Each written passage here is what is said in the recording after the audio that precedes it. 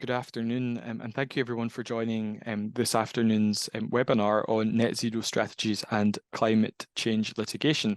So I'm delighted to be joined this afternoon by Rachel Gavey, who is the co-founder of Sustainable, which is an ESG advisory company, to talk about this subject. So what I'm going to do is I'm going to hand over to Rachel first. I'm going to take you through the first part, and then I'll be back in the second half to talk a bit about climate change litigation. And I think the next slide just has the areas that we're going to cover.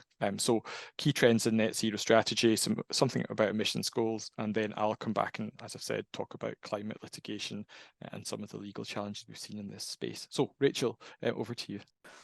Thank you so much. Great to be here and with everybody this afternoon. So as Neil mentioned, I'm Rachel Gavey. I'm a co-founder and commercial director of Sustainable, which is an ESG and emissions advisory company. We set up a few years ago really with the intention of providing support to the hard to decarbonise and hard to abate sector around ESG strategy and emissions accounting and emissions reduction. That's the team there on the slide. So we all have a background across oil and gas, mining, renewable energy companies.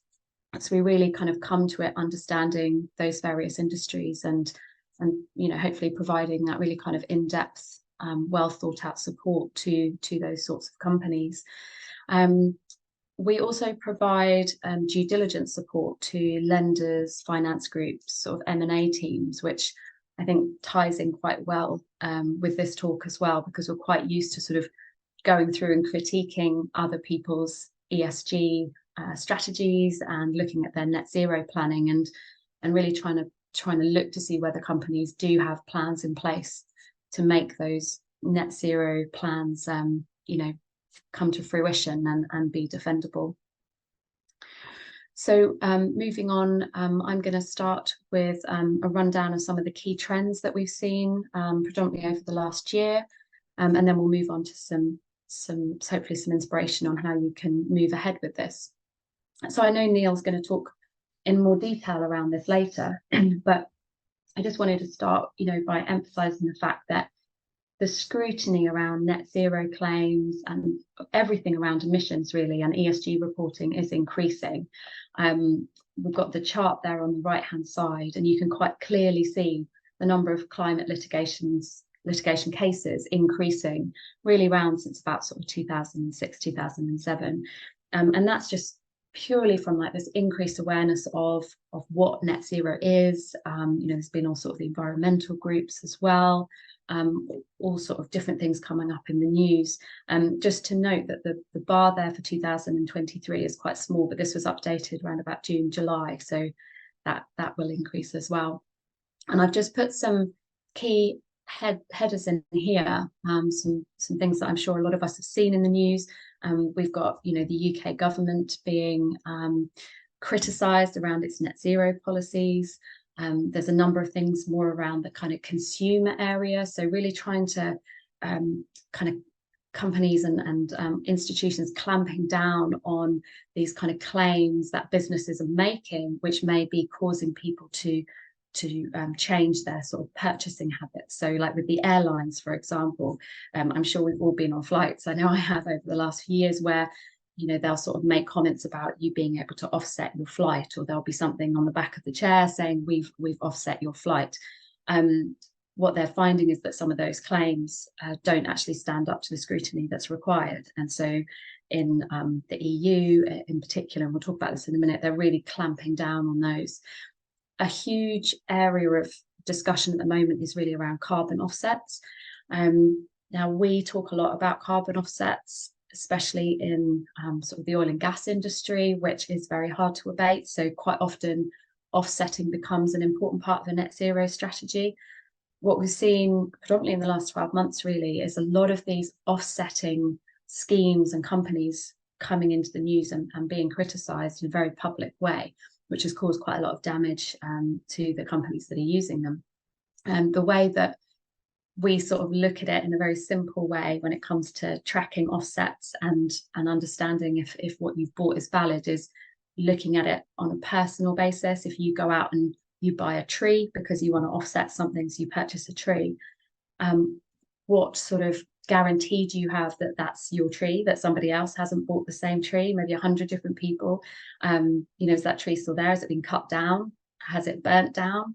And so any sort of offsets that you've purchased as part of that tree might not actually be doing the good that you've paid your money, thinking that you're actually doing. So then when we scale that up to the huge amounts of money that's being spent by some of these organizations for offsets, you can see sort of the scale of that growing. So there's a lot of work around that as well. So what we're seeing as a result of that, if we can move to the next slide, is really this kind of increased requirement for quantitative, measurable plans to be shown. So it's no longer acceptable for a company, for example, just to go out and say, we're going to be net zero by 2050. And we've seen a huge amount of that, companies putting it on their websites, in their investor presentations, making a big, bold statement. Because what we're needing to see, and what lenders, the banks in particular, are cracking down on this, things like here with the new EU law, is they're saying, great, you've made this big statement that you're going to be net zero by 2050. Now show us how you're actually going to achieve that. And so this law here that's been brought into the EU is really clamping down on that. So, generic environmental claims are not allowed under this new law. If you're using anything that's related to sustainability, it has to be backed up. So either by a recognised scheme or with future claims like the net zero claims, having that implementation plan that shows exactly how you're going to do it and that's publicly available. I've got mentioned there as well about the FCA, the Financial Conduct Authority, linked to the Transition Plan Task Force. So this has been quite a big step as well. The TPT covers, how companies are going to deal with the energy transition and what they're going to do with regards to their emissions and climate change. Something that's quite interesting that they've brought in, and we've spent quite a lot of time talking about this recently, is the idea of paper decarbonisation. So this is sort of clamping down on companies who maybe sell off, divest their high emitting assets, parts of their businesses, and then counting that as showing that they are on track to net zero, basically because they've got rid of those assets. So for an oil and gas company, that could be, an aging platform, an aging asset that they have divested in. What the TPT is saying, which has caused a lot of conversations, you can imagine, is that that's not acceptable. That's not an acceptable way to reduce your emissions, because it's not affecting the global emissions. So you're just sort of passing the problem along. So moving on to the next one. This is kind of a big sort of screenshot of a number of the different frameworks that are coming up and guidance documents. So in the last few years, we've seen a lot of these be published. And this is really trying to tackle all those problems that I've just talked about of companies making these big, bold statements, but not having anything to back up their net zero plans. Two of the key ones that we use a lot, and that you'll probably hear talked about a lot, is the ISO net zero guidelines there in the center, and the Science-Based Target Initiative over on the right-hand side. So those are sort of the two that we mainly use when we're talking about net zero, but there's a whole range of other ones as well. It can be quite overwhelming to sort of select which ones you should try and follow. When we're looking at these, there are variations between all of them, but the core message there is about kind of setting your targets, making your plan to reach those targets, and setting a number of clear interim targets in order for you to get there. So you can, people can be aware of how you're going to do it, when you're going to do it, and that can be reviewed regularly to show, are you hitting those targets that you set for yourself? And if not, why? What are the reasons that you're not hitting them? So those are kind of the key takeaways from all of those frameworks. There's a number of regulatory requirements as well, and those kind of fit in with some of those net zero guidance on the previous page. And these are, we spend a lot of time helping companies to sort of choose which one of these is the right one for them, and then helping them get set up. And I've just highlighted 4 key ones here. Obviously a whole slew of acronyms there for you, as happens with all of this. One of the key points that I want to make here with these ones is, first of all, that we're seeing a lot more regulatory requirement in general around ESG and around net zero planning, but we're really seeing it come into effect with emissions, with the discussion around emissions. And the big topic at the moment is all around Scope 3 emissions. So just as a reminder, your Scope 1 emissions in your business are the things that you operate. So for example, fuel use. Your Scope 2 would be things like purchased electricity to heat your offices and run your offices. And then Scope 3 is basically everything else outside of your direct operational control. So things within your supply chain, for the oil and gas industry, within Scope 3. So there's 15 categories within Scope 3 of emission types. Category 11 for oil and gas is the one that gets talked about a lot. That's the use of sold product. And due to that use of sold product, which ultimately is hydrocarbons that are then utilized somewhere else, the Scope 3 category can be really, really big. We're involved in a lot of discussions about this, and we're not the only one. This is one of, like I said, one of the hot topics.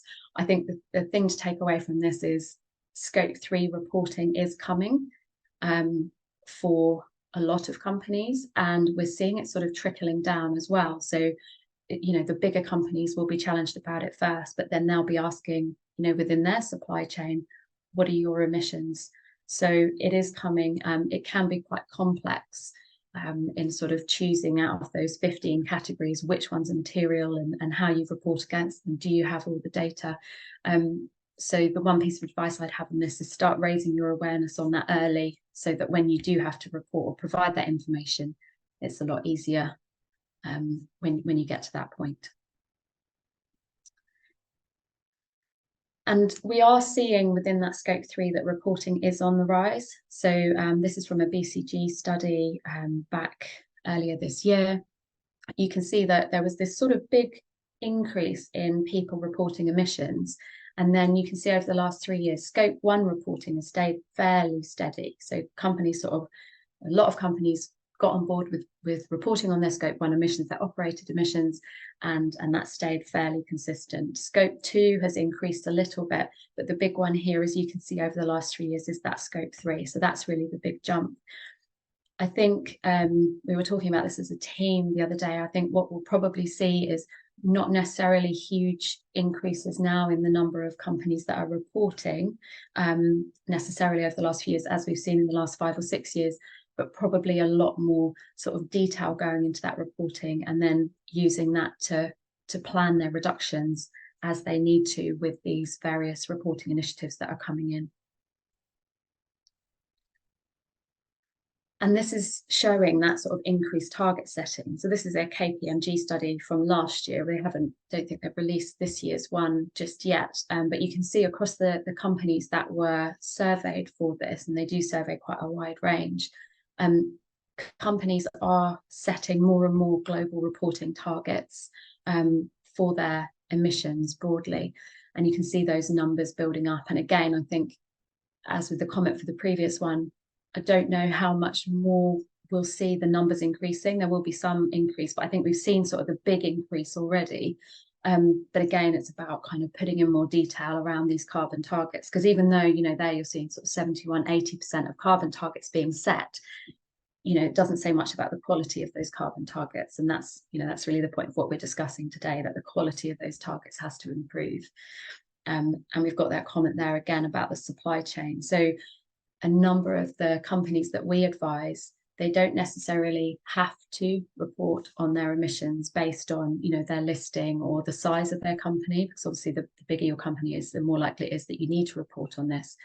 But what we are seeing is that more companies are choosing to voluntarily, because maybe their banks are asking for it, or their lenders, or they're needing to have that information for things like tendering. So originally, like sort of a year or so ago, it used to be about, we're talking about all this and it's giving us a competitive advantage.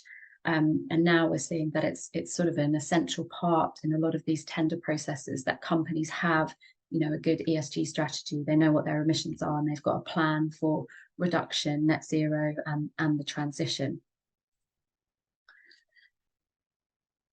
The other thing that's very, very clear in sort of the trends that we've seen is around double materiality.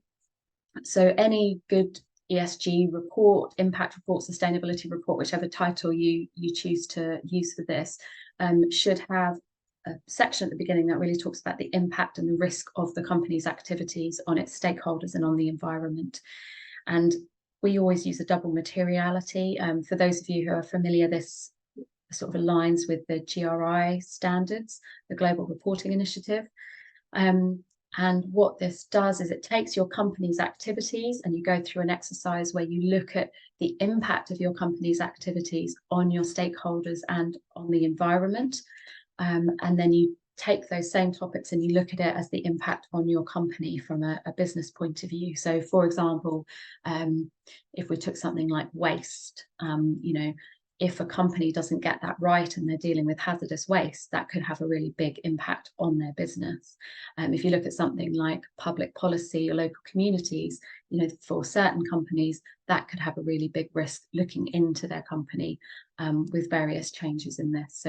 So this is definitely becoming, it's more common to see this double look at a company's impacts inside and outside of its activities.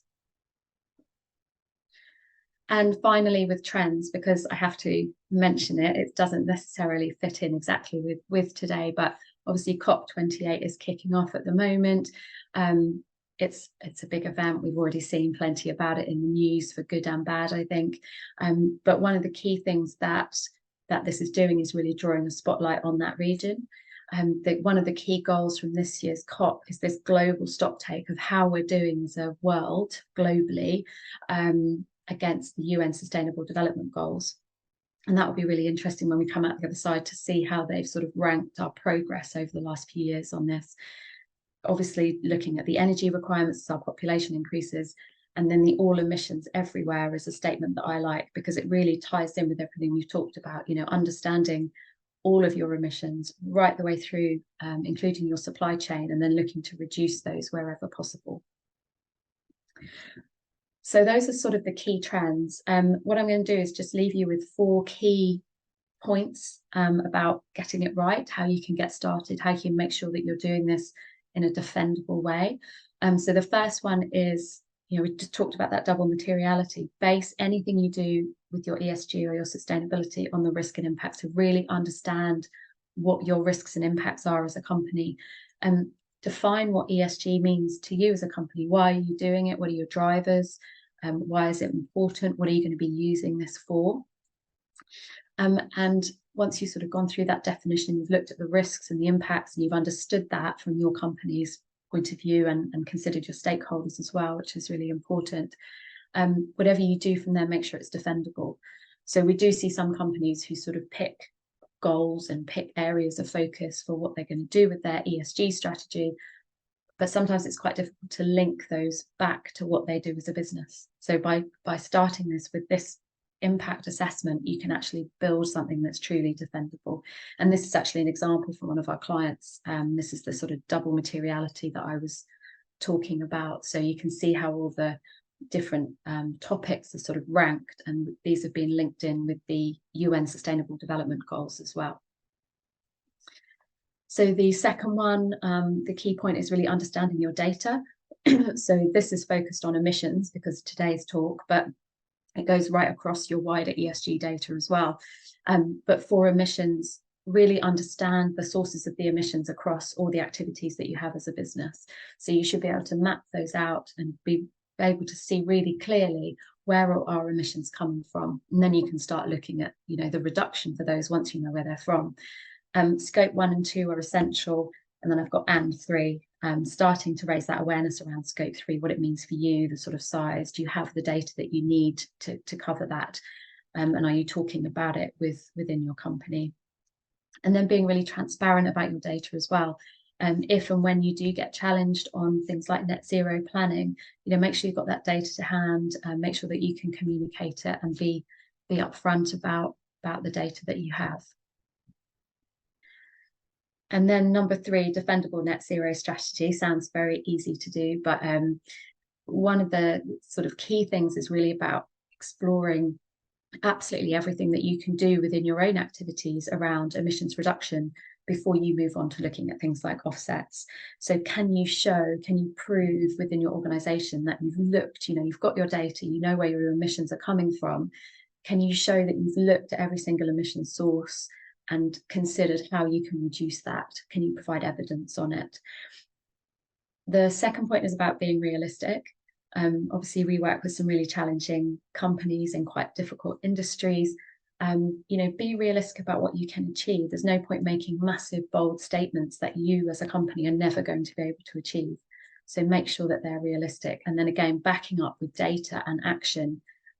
Action's really important. We don't want to see any company going off and spending lots of time and resource putting together a beautiful ESG strategy and a wonderful net zero plan to then sort of pop it in a drawer and forget about it. So it's really about integrating it into your business and making sure that you're following up on those actions to achieve what you said you will achieve. And then the final point comes off that. So if you can go to the next slide. The final point here really kind of feeds off that last one, is that the strategy is only effective as its uptake. So communicate, talk about what you're going to do as a company internally and externally where you can. Bring the whole company along with you, look to them for ideas. If we see a strategy being decided sort of at the top levels, you're not necessarily understanding all the opportunities because you can't be working across every part of your business. So making sure that everyone within the business knows where the company wants to go and is kind of part of that whole journey and looking for opportunities. And then the ESG targets into KPIs is proven to be a really successful way of getting things moving within your business. So hopefully that's giving you an overview and a bit of inspiration about what you can do, and I'll hand back to Neil. Thank you very much. Rachel, so I'm going to be talking about climate change litigation, and just a reminder that here we're talking about a broad range and type of legal proceedings that relate in some way to climate change and its effects. So we're not just talking about court actions, although I will focus on those. There's an annual report that the London School of Economics do in relation to climate change litigation. And it's an interesting study. And what it says in this year is that the number of strategic cases continues to rise, with litigants employing recognisable strategies across different jurisdictions. Many climate change cases can be classified as strategic, meaning that they are filed with the aim of influencing the broader debate around decision-making with climate change relevance. And I think this is the important part. Litigants in strategic cases often use similar strategies to those employed elsewhere. So what I'm going to talk about is some examples of cases that we've seen brought, but it's inevitable that those cases will be replicated in other jurisdictions. So if we move on, we have a map here of where the cases are being brought. And what's interesting is Rachel shared earlier on the slide that showed the dramatic rise in cases. So 2/3 of climate change cases have been filed since the year of the Paris Agreement in 2015, so a huge recent increase. What's actually happening at the moment, though, interestingly, is that the overall number of cases continues to grow, but the growth rate might actually be slowing, but it's slowing in one key jurisdiction. So if you see on the map there, the United States is shaded in the kind of deepest colour, and that's because it has the most climate change cases. But what's actually happened since the end of the Trump administration is that those cases have actually started to tail off a bit.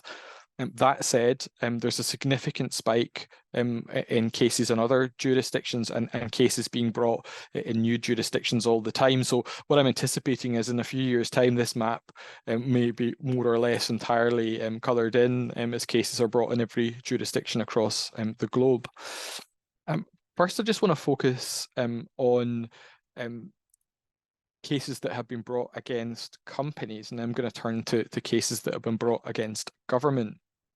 And just a reminder of this really important case brought in the Netherlands by Friends of the Earth and various co-plaintiffs, including Dutch citizens. So this is a challenge against Shell, where it was alleged that Shell's contribution to climate change violated both their duty of care under Dutch law and human rights obligations. And what the the plaintiffs in that case were looking for was a ruling that Shell must reduce its CO2 emissions by 45% by 2030 compared to the 2010 level, and to zero by 2050 in accordance with the Paris Climate Agreement. And I think what's really interesting about it is the first important case that demonstrated a move away from challenging governments to challenging private companies. And the plaintiffs were successful in that case, and the court made an order. I should say that it's currently under appeal, with the appeal expected to be heard in the next year or so. So it remains to be seen whether it will stand to the judgment. But on the next slide we have, an interesting quote from the court, where one of the things the court was keen to stress is that it understood that Shell couldn't solve this global problem on its own. However, that didn't absolve Shell of its individual partial responsibility, a slightly odd phrase, but its individual responsibility to do its part regarding the emissions of the Shell group, which it can control and influence. So that kind of builds on Rachel's point about supply chain, because what the court is saying is, well, you can influence your supply chain, so you can influence the emissions further down the chain. And that takes us on to a much more recent challenge from this year, which is the brought by Client Earth against Shell. So Client Earth, a group who brings strategic litigation against both governments and companies in this space. So they brought what's called a derivative action against Shell's directors. Now, just to explain here, Client Earth is a minority shareholder in Shell and holds 27 shares.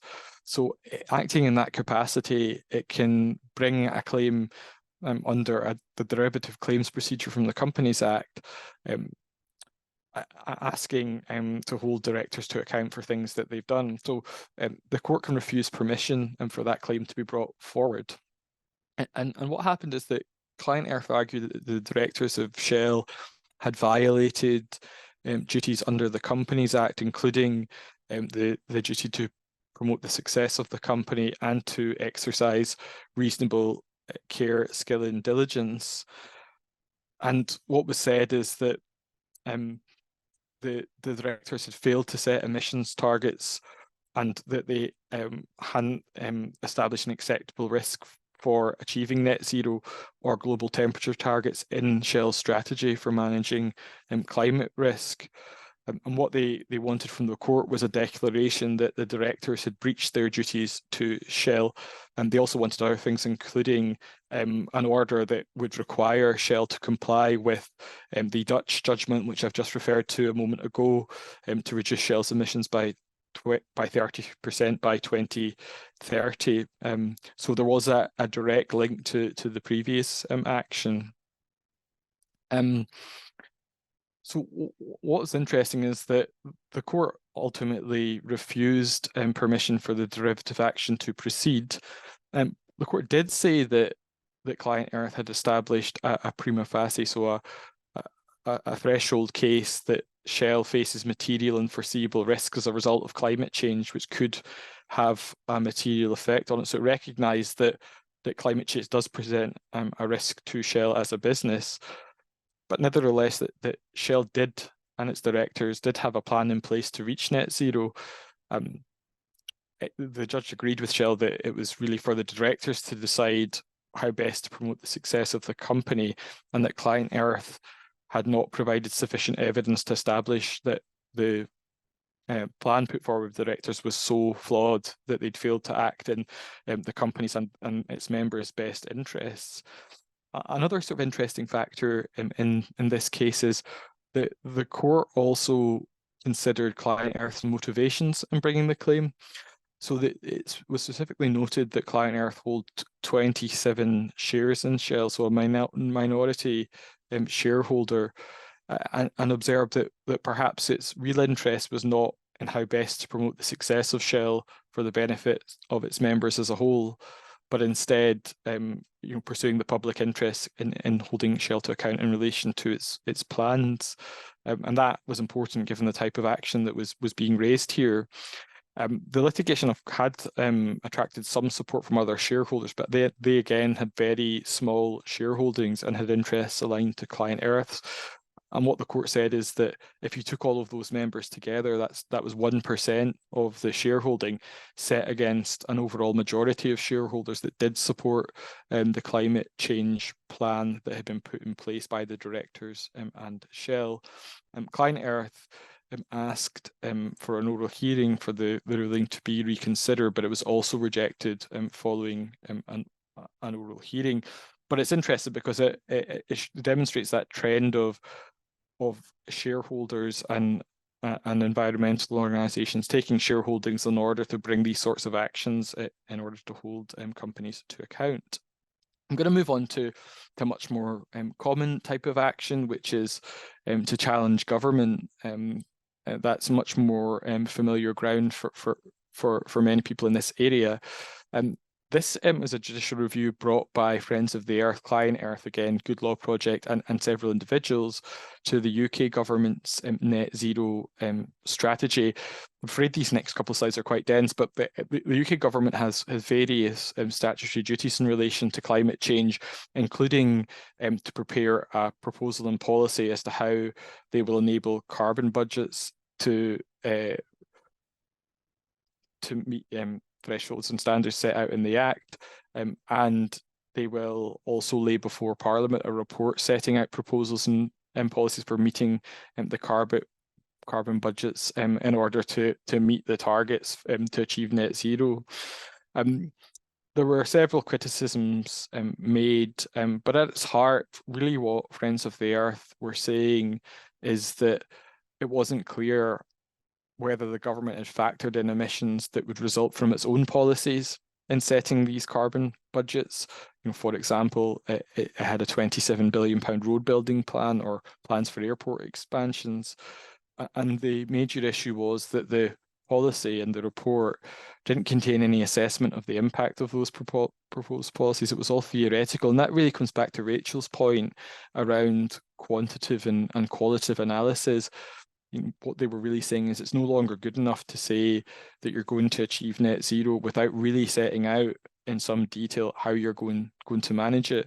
So we move on and we can see what the court made of that challenge. But what's quite interesting is the court upheld the grounds of challenge. And the first ground of challenge was really all about how much information the Secretary of State, so the Minister, had to be able to satisfy that the net zero strategy would enable the carbon targets to be met. And there's a kind of technical point that's interesting for public lawyers here, which is all to do with ministerial briefings. But what the court found is that there's key aspects of the ministerial briefings that were flawed because they didn't contain sufficient information for the minister to be able to make a decision. So there were, for example, the minister had been advised that the quantified policies in the net zero strategy only added up to around 95% of the emissions reductions needed to meet the carbon budget, but had not been told what contributions individual policies made to this. So that, the court said, was a really crucial piece of information, so that to allow the minister to decide whether further work needed to be done to address that uncertainty. And that it was an obviously material factor that the minister should have had before them. On the Section 14 duty, so the report that was to go to Parliament, we can see what the court made of that on the next slide. And again, here the challenge was that it had insufficient information in it. And the key point really to take away from this is the purpose of the provision in the Act was to ensure that Parliament is clear about how the government intends to meet its obligations under the Act, and a suitable explanation must be given to Parliament about how policies are intended to meet statutory targets. So what you don't need is necessarily detailed workings or modelling to be given, but you do need a quantitative explanation of how you're going to achieve those targets. And the court said that several issues were found not to have been dealt with at all in the net zero strategy, despite them being clearly material. And this is really about ensuring that government, Parliament and UK citizens can properly scrutinise these net zero strategies and understand to what extent they are going to help the government achieve its strategies. So it's about having sufficient information. So on that, the challenge also succeeded, and as a consequence, what happened is that the court ordered the government to produce a new report that was compliant with its statutory duties under section 13 and 14. What's interesting is that they did produce that revised strategy, but it's also now being challenged by Client Earth, Friends of the Earth, and the Good Law Project on the basis that it's still not good enough. So that it still doesn't have that quantitative analysis. It still doesn't have the correct amount of specification in order for it to be properly scrutinised. So that challenge is also going to proceed, and it should be heard this year. So we'll see if the government survive that.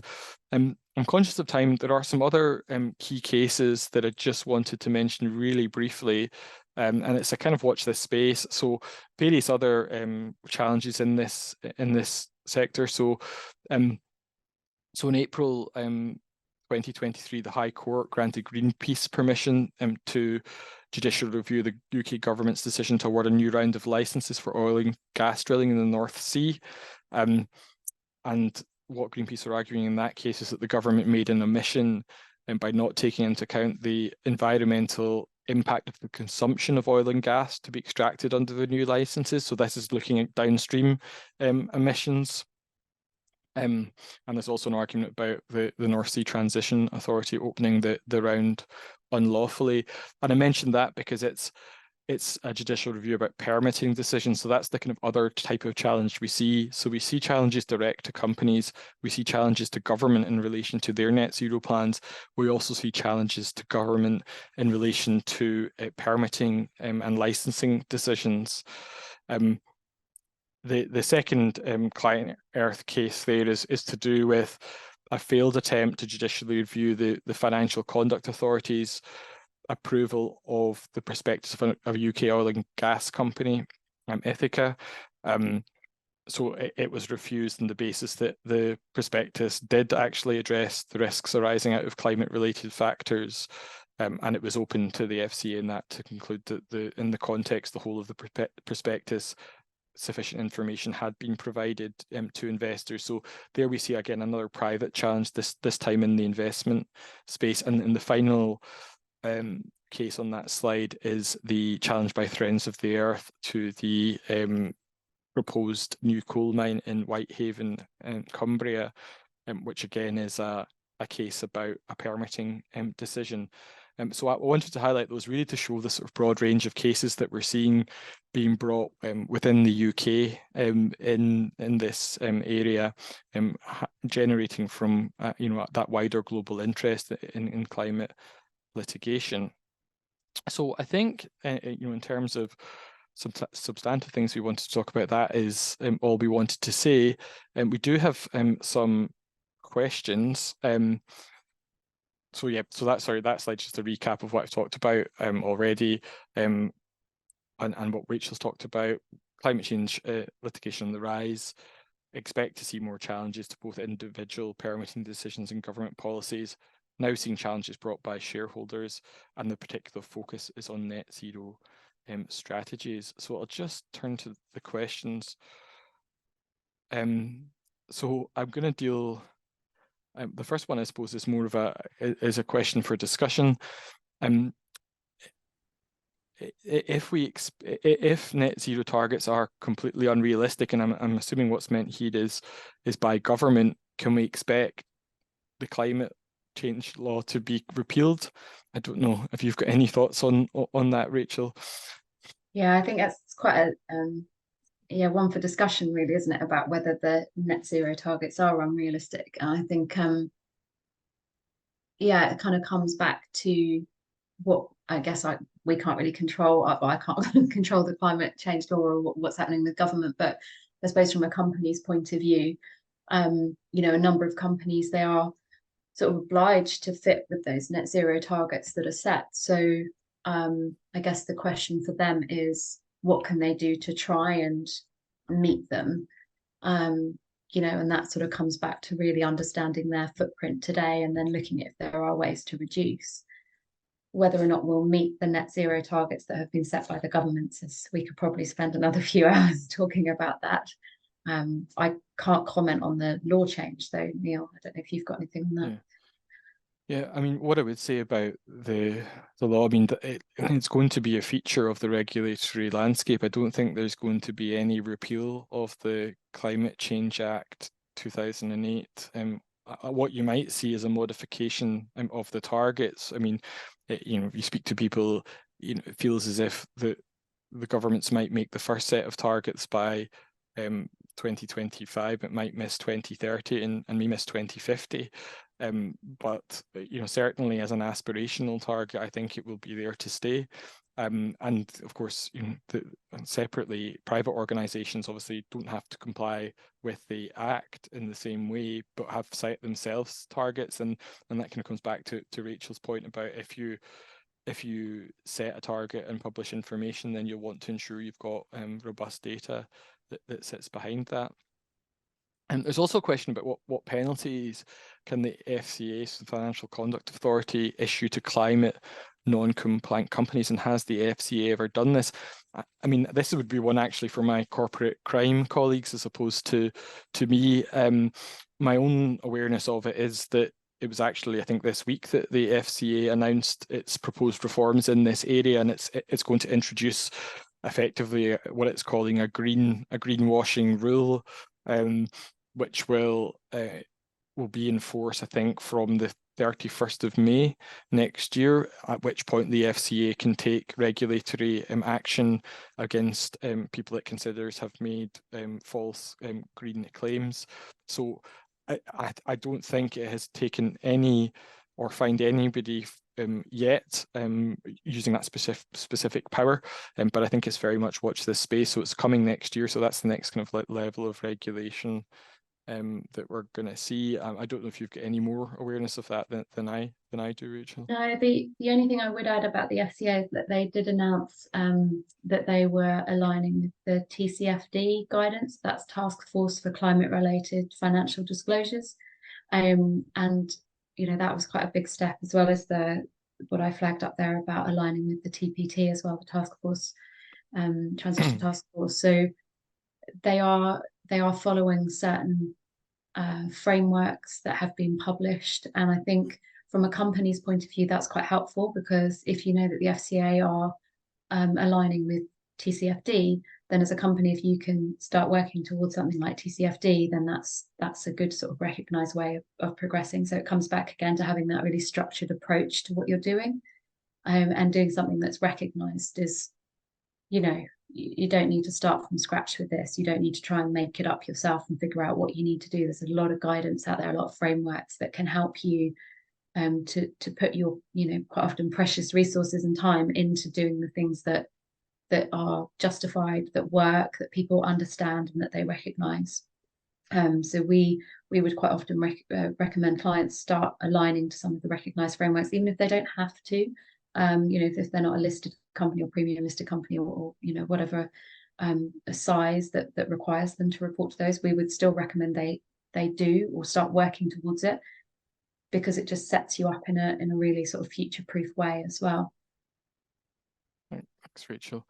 Well, I'm grateful for those that put questions in, so much so that I didn't have time to ask Rachel the questions that I wanted to ask her. Okay. But I can do that offline, and if anybody has any other questions, then please do send them on direct to me, and I can pass them to Rachel, or I can certainly put you in touch as well. So thanks again to everybody for joining us, and we hope you have a really great afternoon.